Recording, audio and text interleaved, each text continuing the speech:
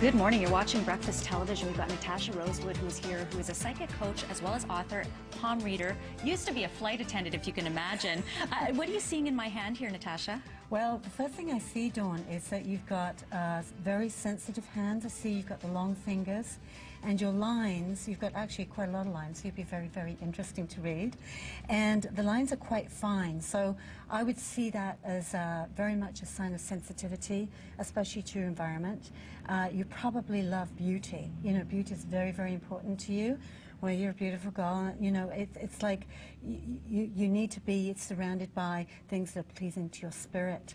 And if you start with a left hand, now when I read hands, just so you know, I read both hands. So it makes a difference which hand you're looking at? Absolutely, because if somebody's left-handed, I actually reverse the order.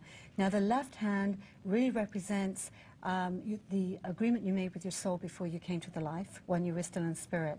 So I often use the analogy if it's a movie, and this is a movie of your life, the script that you wrote before you came here.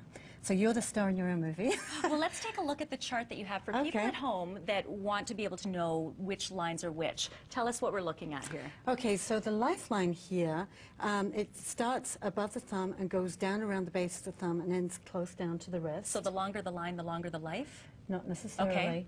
I look at the quality of the line, and I look at the hand like a big map. So there'll be other signs. There'll always be about 3 or 4 signs of one particular thing. And I always say that the length of the life depends on our will, not necessarily our biology. Well, and that's what we want to point out too. So, and I guess that would count when you have your love line as well. I mean, if you don't have is it a depth or is it a length when it comes down to the love? It's the depth. Sometimes it's a lot of different things. Palmistry takes a long, long time to learn because there are so many little lines that you also take into account. So it's a bit like looking at a graph. It's like a printout of your soul, if you like. And I'm taking a look. I have to look at all the signs before I come to a conclusion. Plus, when I'm reading hands, I'm also really tuning into the essence of who you are. And I get a lot of information psychically. I get very specific information, or sometimes I'll just get feelings. It can be very generic or it can be extremely specific. How did you know? So you were a flight attendant? Yes. And then all of a sudden, what, did you just start getting this flood of images? Like, how did this come to be that you knew you had these, I don't even want to say talent, but the skills? I guess it's a combination of talent and skill. Well, I was always fascinated with what made people tick, which is probably why I became a flight attendant in the first place. So I got this book on palmistry when I was 22, and I was literally sitting there with a book, reading people's hands and saying, I don't know what I'm doing. But they would say, wow, you're so accurate. And I go, I am?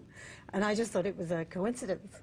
And it wasn't until I came to Canada about 10 years later that I really got validated from other people that what I had seen actually came true. But what about for people that believe they have, I guess intuition is the word. Does that mean that everyone who has intuition could be psychic?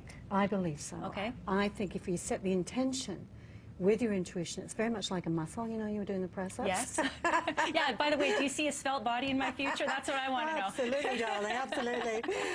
You set the intention for anything. We can do anything that we set our mind to if we're committed to it 100% or 120%.